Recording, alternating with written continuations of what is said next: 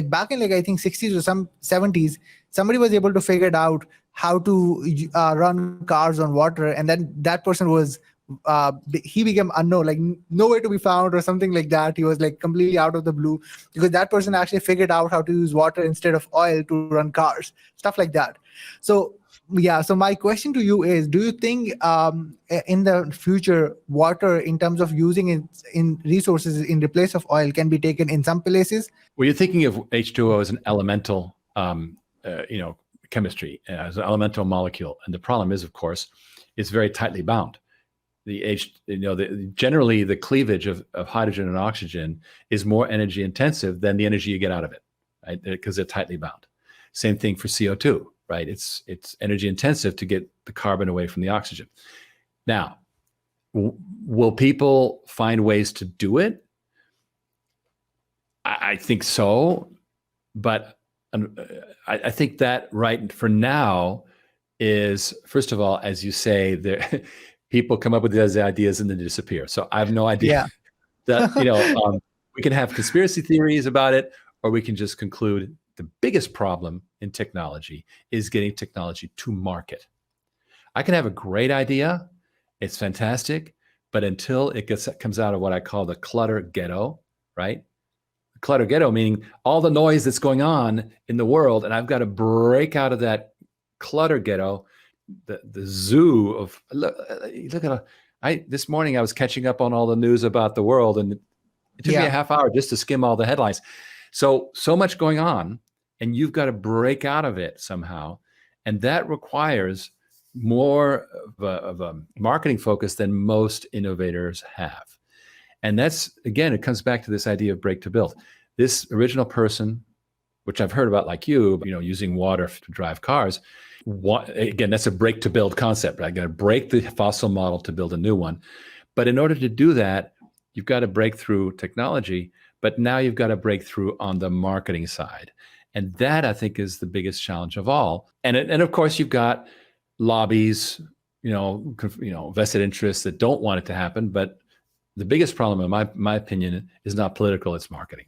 Yeah, absolutely. Because one is definitely, as you mentioned, like marketing. If nobody actually knew about it, even if you get like disappeared, nobody even knew like where you gone. But on the other side, you're kind of like competing with a $1 trillion industry that is running like solely on oil, stuff like that, which is another massive sort of challenge according to that. Since we're talking about water, on the other side, Elon Musk actually tried to do something similar, but with the electric side of it, and kind of using electric vehicles instead of running on oil, diesel, stuff like that, and was able to kind of revolutionize and kind of reducing the use of oil somehow in cars and making it that way, but having more resources, more marketing, stuff like that, as you mentioned. Well, what was brilliant about Elon, and this is another important thing, in the break to build formula, is he attacked the easiest side of it, which is the hard part is the source fuel itself. He just transferred the burning of fossils from the car to the power plant.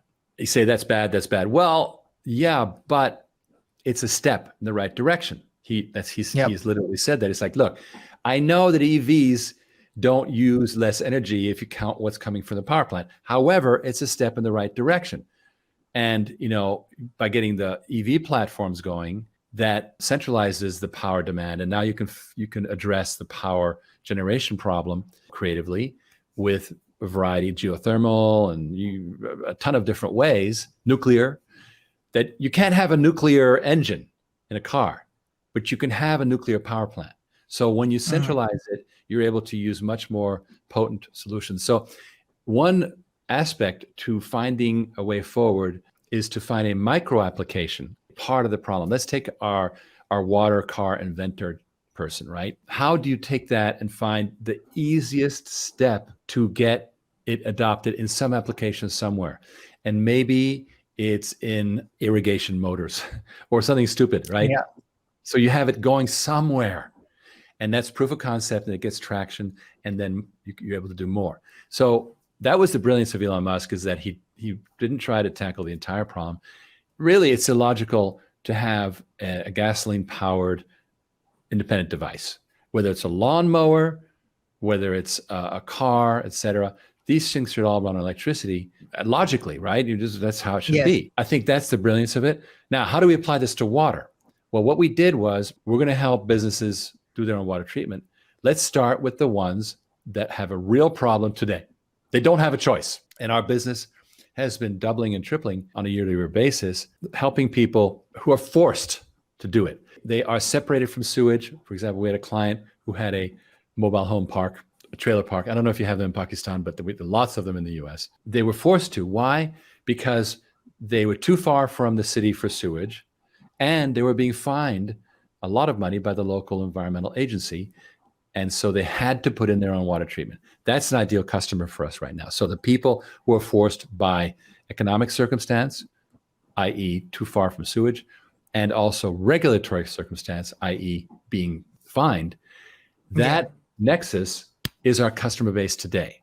Now, it won't be our customer base tomorrow, but that creates people who must have self-reliant water treatment. They must have it.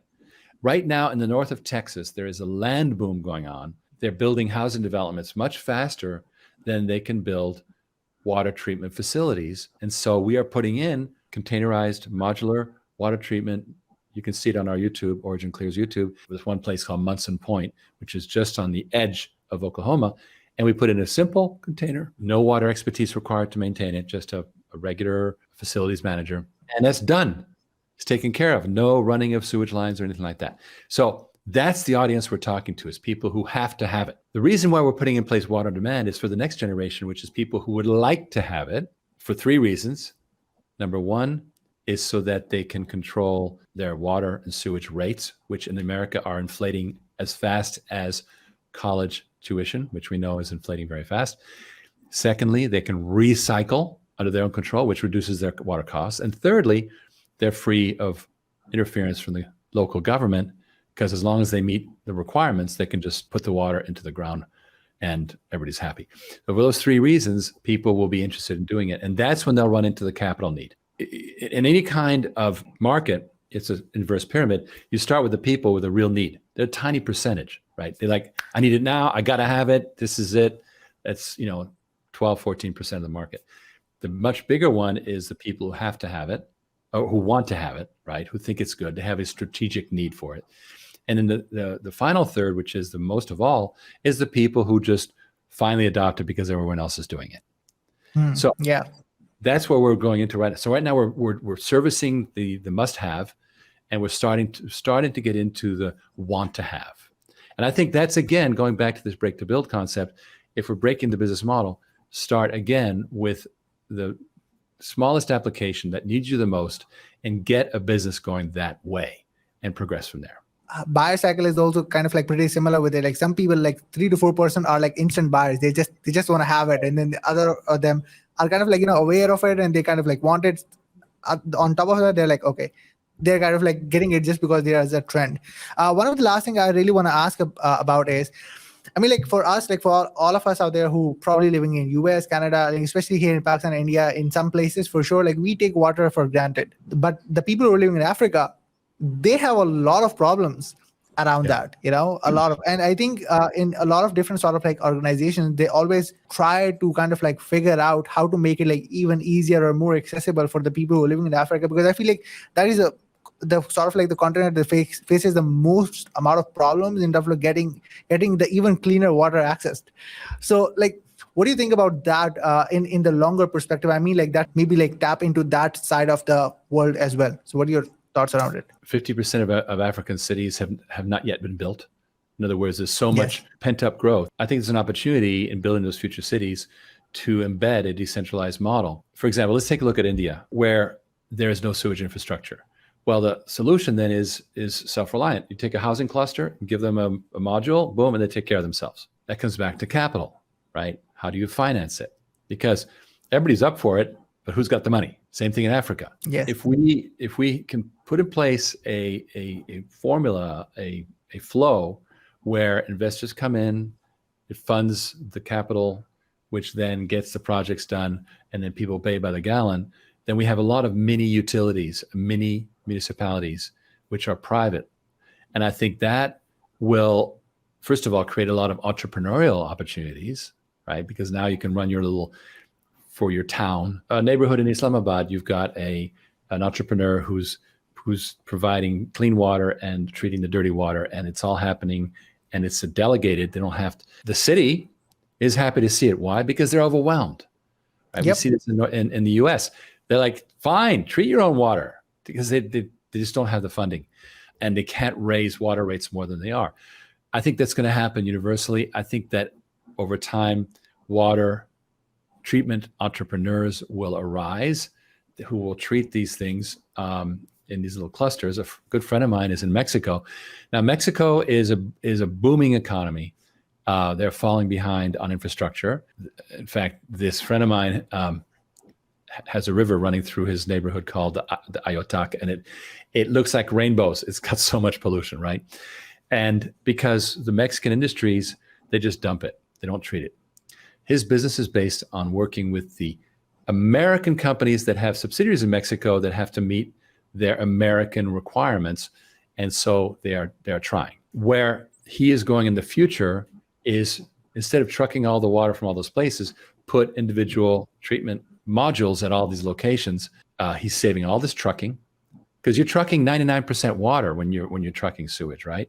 So to save all that trucking, and it becomes self-sufficient, and he makes money a different way. This is a new business model. It's entrepreneurial, and like all government monopolies that break up, it creates huge opportunities for innovation. Well, Riggs, again, thank you so much for being on the show today out there. Any last thing you want to say before we round the show up? What I'm going to say is that we can solve every single problem we have out there in the world by breaking it down into consumable pieces, as we are doing in water. I think that's true of just about everything we're doing, and get away from the massive and start to get into the particular. And I think that's the way forward. Awesome. Well, yeah, Riggs, again, thank you so much for being on the show today out there. And yeah, guys, thank you so much for watching. We're definitely going to see you guys in the next episode. Until then, peace out.